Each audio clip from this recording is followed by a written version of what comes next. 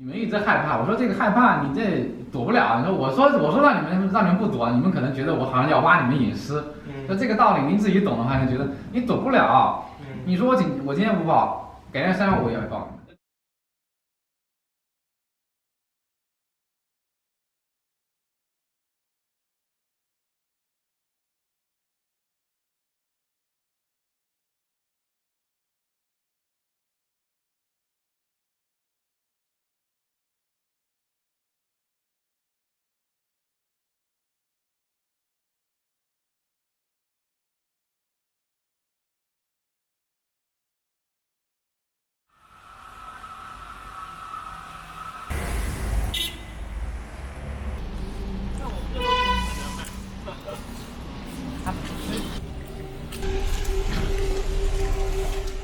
好的，今天呢，我们就来到了这一家，你看到非常非常大，我的天呐，后面全是旧衣服。我们真的花了好多时间来劝说这个老板让我们拍。这个老板说，他第一次开放他们的工厂让媒体来拍，为什么？因为这个行业特别害怕媒体。这个东西还是要透明化。让大家去讨论。对，所以你藏着掖着，等有一天，所以有一个人曝光出来了之后，他反而说：“哦，原来你们是这样的企业。”哇，好多呀！太壮观了。这里是第一个仓库，那就是说还有很多这样的仓库。对，还有。我的天哪！这个还有2、3个，就是这个是统的，就是说所有的衣服没有分过类别的，没有分类，混在一起的。这是快递的。快递刚送来。对，就是说这个就是用户通过在网上面预约，然后快递送过来的，德邦快递。就是快递上门收。上门收。现在我们新型的一个模式是这样的，这个能给用户很多好处。所以你们自己得承担快递费。我们全部承担快递费，然后还给用户这些积分啊。我们1公斤的衣服会给浙江省新华爱心教育基金会捐1毛钱。但是这个也算是一个新的业务模块，我们感觉未来可能逐渐的会取代掉一些传统的这种回收的模式。我们待会可以拆几个包我看一看。可以。这是葫芦丝，我看看里面有没有葫芦丝。我操，真有！大家处理这个东西也不光是衣服，就是废品什么都来，拉杆箱啊、电水壶啊这种东西都有。就是他们是这样一个心态，就是，我要搬家了或者什么对吧？我懒得去搬，太麻烦了，你们一下子全帮我给清走吧。这一包最大的。衣服，这是一个睡衣。睡衣。和风的一个睡衣，这是应该。你说这个睡衣肯定不能捐嘛？你捐个睡衣过去，不符合啊，这个东西啊。正常我们捐赠的一般情况就是说一些外套类的，或者说比较正常常规类的。这个棉服。对，像这种就可以，只要看起来干干净净的，像这种衣服都可以捐。拉链啊、纽扣什么都没有坏，而且干干净净的，那这个就可以捐。还有香水味儿。这个。恒源祥羊毛啊！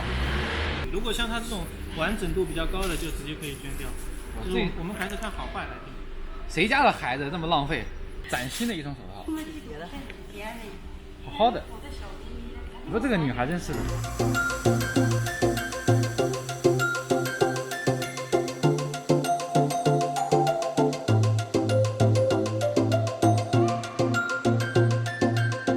人的职业我已经基本上判定了啊，极有可能是一个高铁上的一个乘务员，然后巨漂亮，身材巨好，巨高。再拍一个看看这个几个。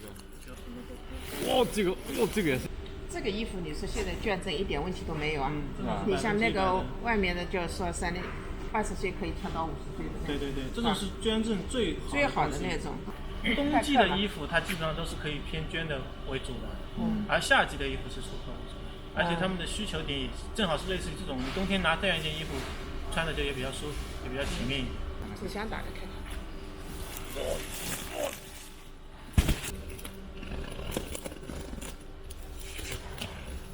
哇，包都不要了。这个皮包。这个包吊牌都没有撕啊！这是一个新的包，这是分手了吧？分手了要跟男朋友闹别扭吧？价格是399块。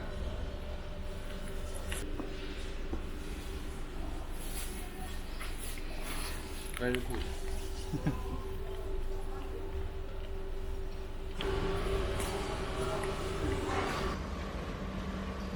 到这里的已经在下游的已经筛过一遍了。筛过一遍了，已经。对吧？这个巨新，已经筛过一遍了。我都有点冲动想要买的冲动，怎么办？如果要捐鞋的话，我们一般情况下都是直接买不成鞋。鞋很难吧？尺码太烦了吧？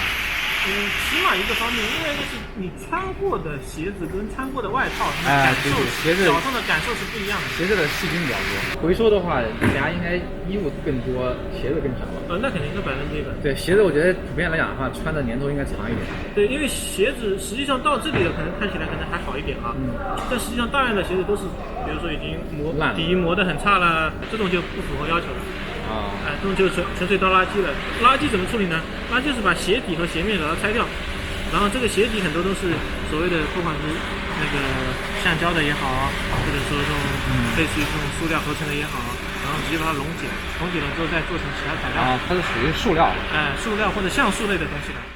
就像网上会有一些资料说你们这个衣服4、5千块钱一吨把它卖掉了，对不对？但是你考虑过吗？这个工厂的房租、人工，对啊，然后还有运输的这个成本加起来，可能到我厂里，我的成本已经是3500了，我结果卖了5000，赚了几百块钱，这是很微不足道的事情。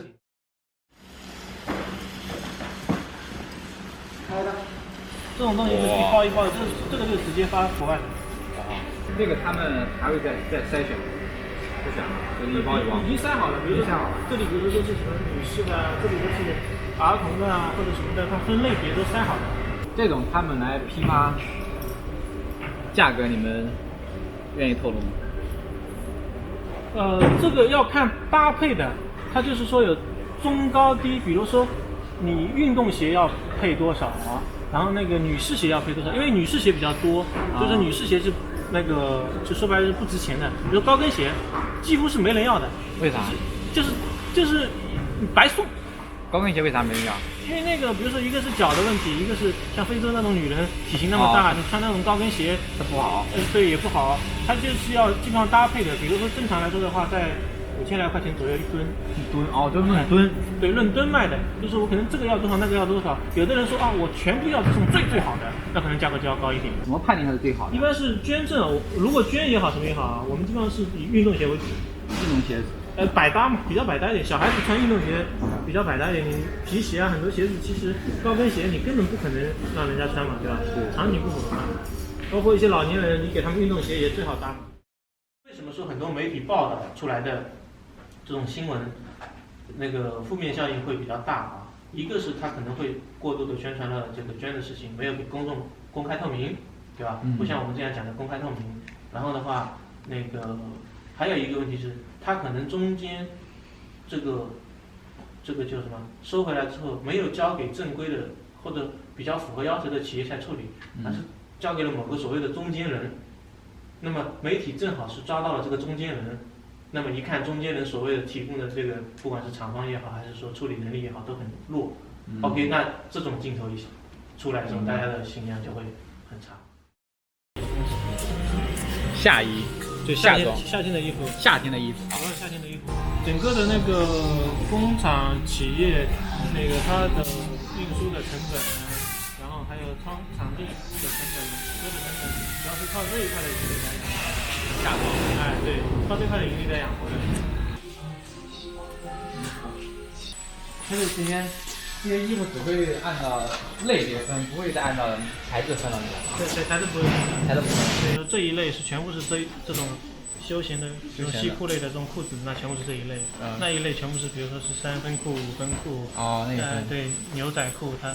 至于人家来买的话，到底这里面一包里面到底是什么材质好不好，反正你们就不再细分了。要确保是好的。这是1个月的量还是1天？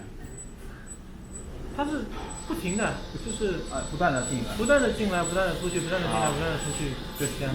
每一天都是差不多这样的。对，这样的工作情况确实很大。这每一天应该有几十万件吧？我们不知道，我们都是按吨来算的。一天有多少吨？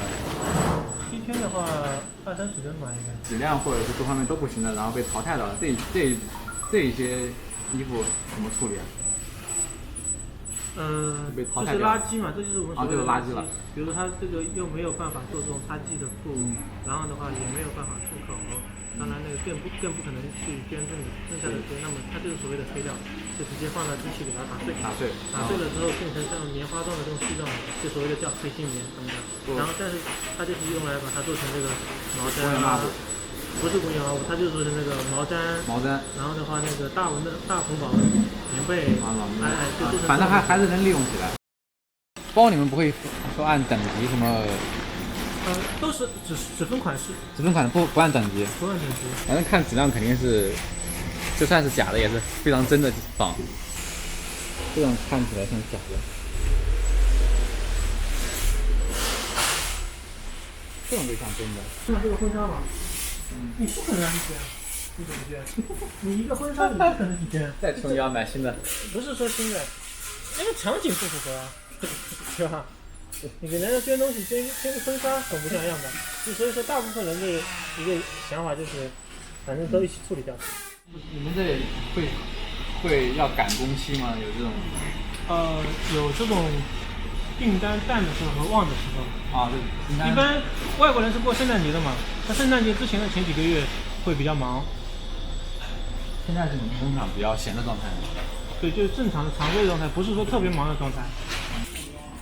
这里就是全部挑好的嘛，一件一件全部都是一包一包都是夏装嘛，里面至少就是夏天的衣服，然后再把打开来吧，上流水线，把每个款式进行体现开来。菲律宾、越南、柬埔寨，然后那个印度尼西亚可能有1亿多人呢，对吧？那就很大，然后包括南美的很多国家也需要。就是实际上我们做这个行业的人分析了一下，全世界需要旧衣服的人不一定比需要新衣服的人少。每一天得有多少人扔旧衣服？对，这个量太可怕了，这个量很大。反正说每年产生的量都要几千万吨。1000万吨，你们一年能消化多少吨？几万？万把吨吧。万把吨？1万多吨的可能是。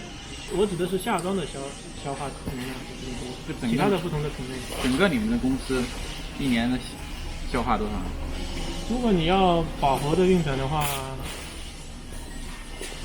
一年有个5到10万吨吧，应该。5到10万。那也就是说，全中国你像你说几十家，他们根本消化不完。但是问题是，大量的衣服现在都是在老百姓的衣柜里的。就是其实真正扔出来的还是少部分的，等于说你要给那个老百姓更好的理由，他们愿意把这个东西扔给你，因为毕竟怎么说呢，就是它的整个的回收的费用比较低嘛，大家可能就参与的积极性不是很高强。那因为我觉得现在可能捐助这块确实没有太多需求了，然后整天大家打扶贫，大家捐助，那我会觉得这里面是不是有猫腻啊？如果你要讲环保，你就讲环保，咱们也不懂。就你讲环保，其实我们倒好聊了，我们大家都知道东西有污染，要环保。就是你讲环保，反而我会更认同。可是为什么有些企业总是在讲扶贫？我跟你说一下这里有几个点啊。第一个就是说，如果你不讲这个公益的事情那么第一，回收企业他会担心收不上来衣服，因为我不管是我是通过某种任何一种形式去收的，特别是透过这种箱体，它本身就有制作的成本，他会担心收不上来衣服，这是他的一个顾虑，对吧？第二个顾虑点就是，他其实没有什么很多的宣传渠道，你让他去宣传，他怎么去宣传？他其实也不太懂得如何去宣传，他只知道回收这个东西，所以说其实这是比较矛盾的点，就是捐赠衣物的一个存放的仓库，平常有那个衣物需要捐赠的话，我们这边就会进行在这里进行打包。对，如果要修补的烫缝纫机少了纽扣什么都可以，设备都有的。这种物资的话，跟企业合作的时候就明确规定，不能用于这个，就是说出口也好，加工也好。如果暂时现在还没有处理掉的话，先放在仓库里当库存。有这种求助需求的人，可以在我们这个百金鱼的平台上直接去进行这个填写申请。具备什么样的条件，你们才会给予这个捐助？条件要求不高，就是说只要你是确实需要这个物资的就可以。像有一些信息我没有公开，可能一个家庭需要个5件10件的，那我们就直接寄过去了，也不会进行很多的公开报道，只有那些规模比较大的、一次性量比较大的，我们才会在平台上进行这些公开展示。这样的基本上都是以这种西部地区为主，像这个四川、凉山啊、西藏啊，还有这个宁夏啊，然后云南啊。有一种是我们直接到那边，然后现场进行发放；有一种是当地，比如说有这个支教老师，对吧？然后那个驻村干部，有很多企业它都会有驻村干，它要扶持当地的经济发展，它有驻村干部这样的。然后我们跟他们进行这个合作，然后也有一些当地的志愿者服务团队，可能在本地的志愿者服务团队，我们就一起合作。我们主要是给他们提供物资以及相应的，除了衣物之外，文具啊、学习用品啊，甚至是资金啊这些方面的支持。回收企业实际上是想回收，而用户实际上都是很多人是抱着一种捐助的心态。那么这个点上面，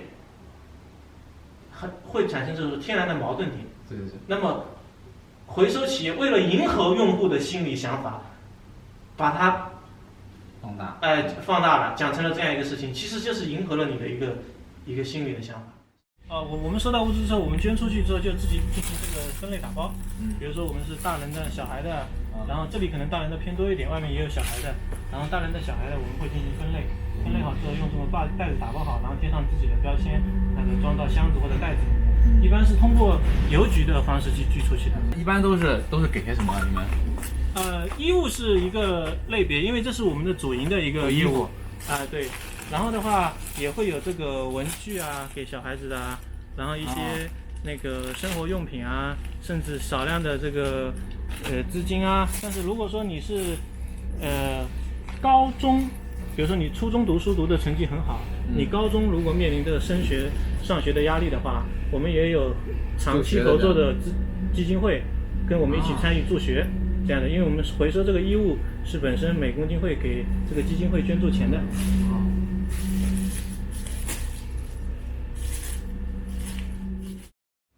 你既然是要这么做的，那么你宣传的时候，或者说你给用户传达的时候，你就告诉用户，我是一个回收企业。对，我觉得这个问题出在这。